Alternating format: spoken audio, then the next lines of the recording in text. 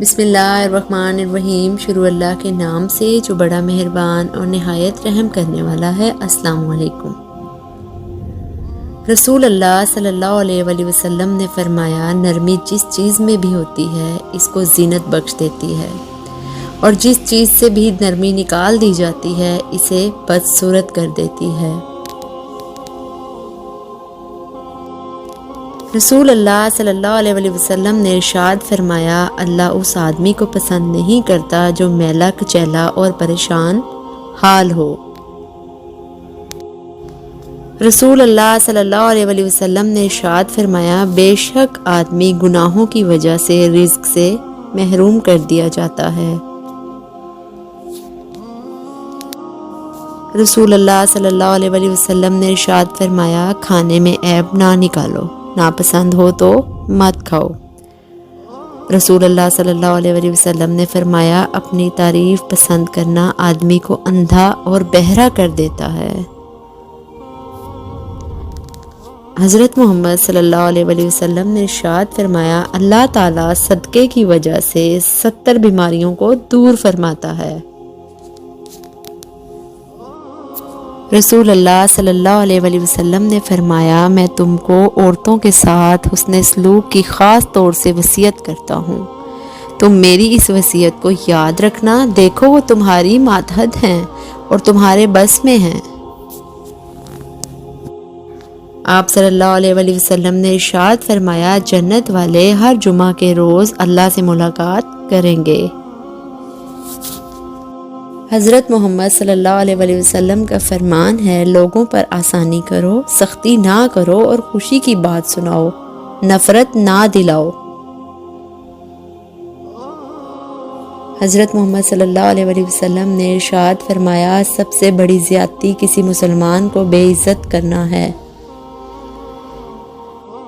حضرت محمد صلی اللہ علیہ وآلہ وسلم کا فرمان ہے، جو آدمی خونی رشتوں سے قطع تعلق کرے وہ جنت میں داخل نہ ہوگا۔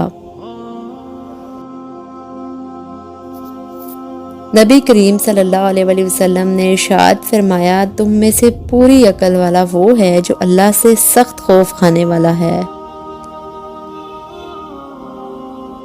نبی پاک صلی اللہ علیہ وآلہ وسلم نے فرمایا، موت کو بہت یاد کرو، اس سے دل نرم ہو جاتا ہے۔ رسول اللہ صلی اللہ علیہ وآلہ وسلم نے ارشاد فرمایا، اے لوگو استغفار کرو، میں دن میں 100 مرتبہ استغفار کرتا ہوں۔ آپ صلی اللہ علیہ وآلہ وسلم نے فرمایا کہ جب بندہ کہتا ہے یا رب یا رب یا رب، تو اللہ تعالیٰ فرماتے ہیں، لبیک عبدی، مانگ تجھے عطا کیا جائے گا۔ حضرت محمد صلی اللہ علیہ وآلہ وسلم نے فرمایا کہ اللہ تعالیٰ ماں باپ کو ستانے کا گناہ نہیں بخشے گا۔ رسول اللہ صلی اللہ علیہ وآلہ وسلم نے فرمایا کہ اللہ تعالیٰ ماں باپ کو ستانے والے کو موت سے پہلے زندگی میں ہی سزا دیتا ہے۔ رسول اللہ صلی اللہ علیہ وآلہ وسلم نے ارشاد فرمایا، ہر چیز تقدیر سے ہے، یہاں تک کہ عاجز ہونا اور ہوشیار ہونا بھی تقدیر میں ہے۔ رسول اللہ صلی اللہ علیہ وآلہ وسلم نے ارشاد فرمایا، جو درجہ خاموشی کی وجہ سے انسانوں کو ملتا ہے وہ 60 برس کی نفل عبادت سے بہتر ہے۔ رسول اللہ صلی اللہ علیہ وآلہ وسلم نے فرمایا، کیا میں تمہیں جہنمی لوگوں کے بارے میں نہ بتاؤں؟ ہر سخت مزاج، بد اخلاق اور تکبر کرنے والا جہنمی ہے۔ رسول اللہ صلی اللہ علیہ وآلہ وسلم سے ایک آدمی نے پوچھا، اسلام کا کون سا کام بہتر ہے؟ آپ صلی اللہ علیہ وآلہ وسلم نے فرمایا، غریبوں مسکینوں کو کھانا کھلانا اور ہر مسلمان کو سلام کرنا، چاہے تو اسے جانتا ہے چاہے تو اسے نہ پہچانتا ہے۔ رسول اللہ صلی اللہ علیہ وآلہ وسلم سے ایک آدمی نے پوچھا، اسلام کا کون سا کام بہتر ہے؟ آپ صلی اللہ علیہ وآلہ وسلم نے فرمایا، غریبوں مسکینوں کو کھانا کھلانا اور ہر مسلمان کو سلام کرنا، چاہے تو اسے پہچانتا ہو یا نہ پہچانتا ہو۔ آپ صلی اللہ علیہ وآلہ وسلم نے فرمایا اگر جھک جانے یعنی عاجزی اختیار کرنے سے تمہاری عزت گھٹ جائے تو قیامت کے دن مجھ سے لے لینا۔ رسول اللہ صلی اللہ علیہ وآلہ وسلم نے ارشاد فرمایا اپنے شر سے دوسروں کو محفوظ رکھے، یہ بھی ایک قسم کا صدقہ ہے۔ نبی کریم صلی اللہ علیہ وآلہ وسلم نے فرمایا باپ سے منہ نہ پھیرو، جس نے اپنے باپ سے منہ پھیرا اس نے کفر کیا۔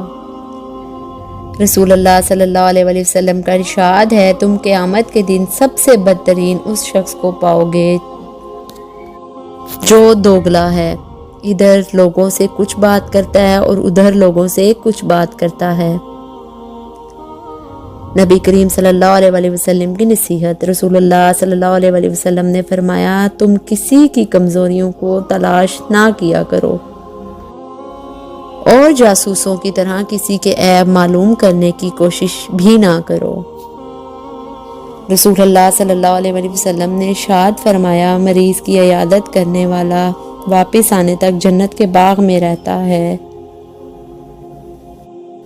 حضرت محمد صلی اللہ علیہ وآلہ وسلم نے فرمایا اللہ تعالیٰ فرماتے ہیں میرے ذکر کے لیے وقت نکالو، میں تمہارے کاموں میں برکت عطا کروں گا، ورنہ دنیاوی کاموں کی کثرت تم پر اس قدر مسلط کر دوں گا کہ تمہیں فرصت ہی نہ ہوگی اور سکون سے محروم ہوگے۔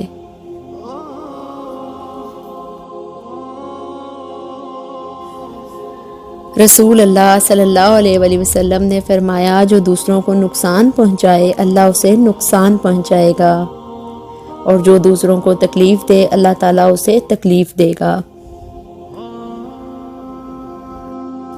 رسول اللہ صلی اللہ علیہ وآلہ وسلم نے فرمایا آدمی بوڑھا ہو جاتا ہے لیکن اس کی دو خواہشیں جوان رہتی ہیں، ایک مال کی ہوس، دوسری لمبی عمر کی تمنا۔